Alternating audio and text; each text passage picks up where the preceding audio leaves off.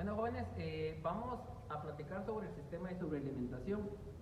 Cuando hablamos de sobrealimentación, pues va a ser un sistema extra en funcionamiento de nuestro motor. Esto quiere decir que vamos a tener motores a combustión interna, tanto gasolina como diésel. Pero en ciertos países el proceso de sobrealimentación es colocarle un turbocargador, un turbocompresor, un intercooler, y lo que vamos a verificar va a ser el cambio de temperatura de aire, el ingreso a presión de aire, y de esa manera vamos a tener una mejor combustión. Vamos a poner de ejemplo primero un motor gasolina. Un motor gasolina ingresa lo que es la mezcla de aire y combustible. La mezcla ideal es de 14.7 por 1 kilogramo de combustible. Pero en el sistema de turbocargador va a haber un sistema que va a estar sobre el motor y va a estar accionado por una polea, y la faja pues va a estar actuada por la medio de la polea del cigüeñal.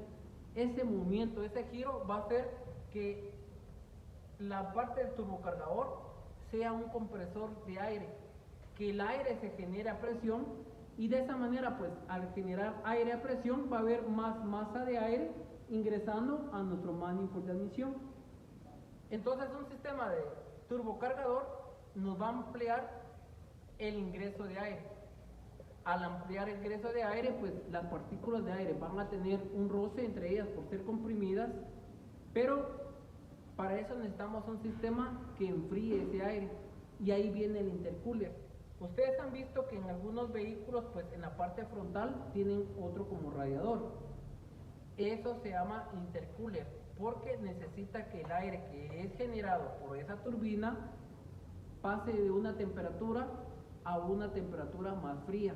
Por el proceso de comprimir el aire pues el roce de las partículas produce un calor, entonces pasan por ese intercooler y lo que hace es enfriar el aire para que cuando ingrese al manifold de admisión pues se genere una mayor combustión. Entonces, los vehículos pueden estar preparados con turbo, sí pueden venir preparados de fábrica, y sí se les puede colocar también un turbo en caso que no vengan preparados de fábrica. ¿Qué necesito yo para tener un turbo? Necesito que el bloque de cilindros esté reforzado, porque va a haber mayor combustión. Entonces quiere decir que va a haber mayor calor, tiene que soportar esa fuerza. Necesitamos pistones más fuertes porque van a tener que resistir mayor la combustión. Necesitamos bielas con mayor protección porque la fuerza que se genera en la detonación es más fuerte. Necesitamos también el cigüeñal que tenga un proceso de fabricación mejor, porque va a tener que tener o soportar las diferentes variantes que va a tener la combustión. Todo motor debe de tener esas características para que usted pueda colocarle un turbo. Y si viene de fábrica el turbo es porque ese motor ya viene con las piezas reforzadas, ya viene con el mecanismo de funcionamiento. En los motores gasolina, normalmente si son de 4 cilindros van a tener un turbo, pero si van a ser de 6 cilindros en V, 8 cilindros en V, pues van a tener 2 turbos, porque una en cada salida del manifold de escape. Entonces, ¿cómo funciona el turbo? El turbo prácticamente va a ser como una caracola o un caracol, en la cual va a tener una turbina, y con los gases de escape que van saliendo van a mover esa turbina. Esa turbina tiene un eje que transfiere ese movimiento circular a un compresor, que en la cual lo que va a hacer es ingresar aire a presión. Entonces de esa manera pues el turbo, a la hora de ingresar o generar más aire, ese aire ingresa al manifold de admisión, la computadora detecta que entra más aire, verifica el proceso de pulso de la inyección, y de esa manera se genera la mezcla. Por esa razón los vehículos que son turbados van a tener más potencia, más desplazamiento por ese aire que se genera por medio de una turbina. Pero los gases de escape solo hacen girar esa turbina, y esa turbina por medio de un eje hace que el compresor genere presión de aire. Entonces, para que el turbo esté funcionando correctamente debe tener una lubricación. ¿Y cuál es el mantenimiento que le vamos a hacer? Es cambiar el aceite de motor.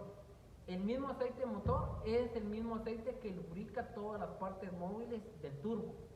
Si no le hacemos servicio al motor, estamos dañando nuestro turbo. Entonces, normalmente el turbo va a tener el aceite como un lubricante y como transferir también el calor que se puede generar. Eso es en motores de gasolina, puede tener un turbocargador o puede tener turbo. Ahora en los motores diésel van a ustedes a escuchar que hay motores que tienen lo que es un intercooler que lo va a llevar encima del motor, y de esa manera también es para cambiar la temperatura que se genera en el aire a la hora de generar la presión por medio del compresor. Entonces, muchos vehículos que usted tal vez ha visto, hay una válvula de alivio que luego de tener cierta presión y sobrepasar la presión de ese turbo, hay turbos de 9 libras, 11 libras, 13 libras, 14 libras, 19 libras y más.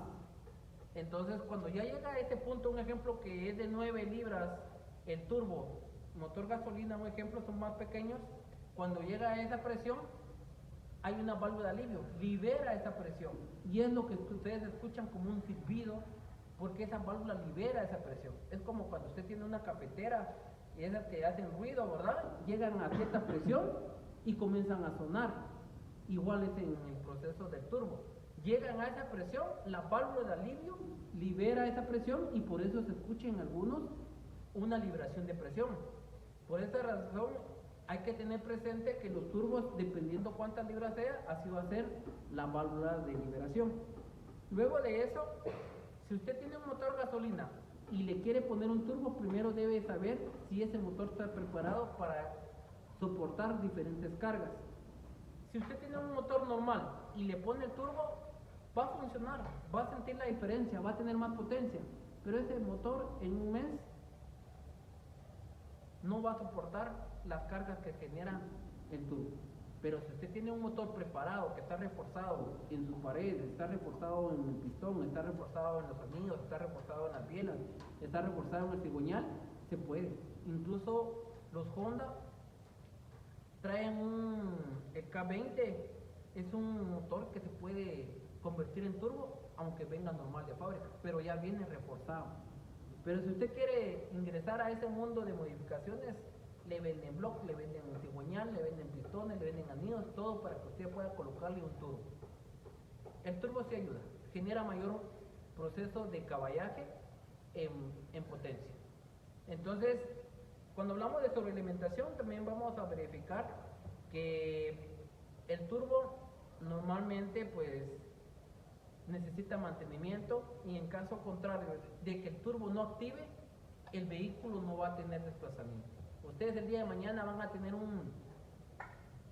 un vehículo diésel con turbo y ustedes les indican que no tiene potencia, no tiene desplazamiento, hay que revisar el turbo, porque a veces solo está trabajando el motor, y si el turbo no funciona, no activa esa fuerza, no activa esa potencia que puede tener. Entonces, normalmente ese turbo, pues hay personas encargadas especialmente con el equipo correspondiente para hacer la reparación. Una reparación de un turbo puede salir en 7,000 o 9,000 quetzales, una reparación de un turbo. Pero si usted quiere comprar un turbo, puede valer 14,000 o 20,000 quetzales un turbo. Puede hacerlo nuevo como puede hacer la reparación. Entonces, vamos a pasar a hablar sobre el motor diésel. Antes que todo, pues vamos a tener presente sobre el cargador de baterías. Este cargador de baterías, tenemos dos perillas, hay diferentes diseños. Este está en off, y aquí pues vamos a tener presente cuántos minutos vamos a tener para activarlo.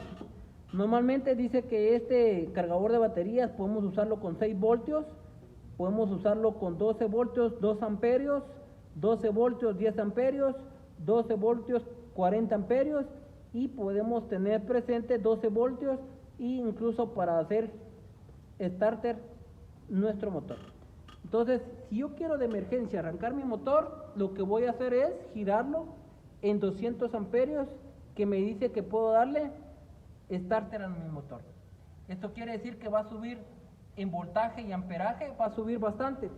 Y va a ser en caso de emergencia que yo quiera arrancar mi motor. Pero si usted quiere cargar su batería, podemos colocarlo en baja, en media y en alta. Entonces, si vamos a colocarla en baja, es porque vamos a colocar 2 amperios, esto quiere decir que va a ser carga lenta. Si lo colocamos en 10 amperios, carga media, y si lo colocamos en 12 voltios, pero en 40 amperios, va a ser carga rápida. Luego de tener presente qué es lo que vamos a seleccionar, va a ser el motivo de cuánto tiempo necesitamos nosotros cargar nuestra batería. Si nosotros le damos carga baja, esto va a ser lento. Quiere decir que vamos a tener presente que vamos a continuar, y de esta manera pues puede ser 5 horas, 6 horas de carga la batería, pero va a ser carga lenta. Quiere decir que la batería va a tener su total de energía. Pero si usted dice, mire, fíjese que yo tengo prisa, puede ponerle en el proceso de carga media. ¿Qué puede ser? Podemos tener 1 hora y media, 2 horas. Y si usted dice, mire, yo quiero pues que esté cargada correctamente, pero que sea rápido, entonces normalmente cuando es carga rápida le damos 12 voltios, 40 amperios y seleccionamos